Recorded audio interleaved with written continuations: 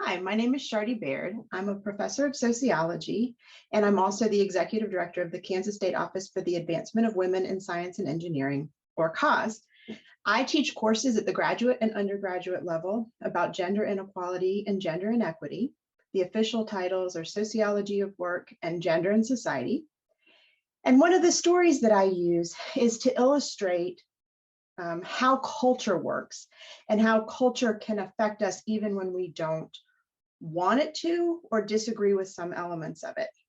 So one year when I was teaching about this, and we had read an article, this student raised her hand and said, "Oh my gosh, I finally understand how culture can affect us even when we don't want it to." This past summer, I was a lifeguard, training to be a lifeguard, and it was all men and one other woman.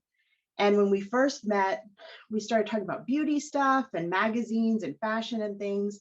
And then after we knew each other for a while, one of us said to the other, "Do you really care about this stuff?"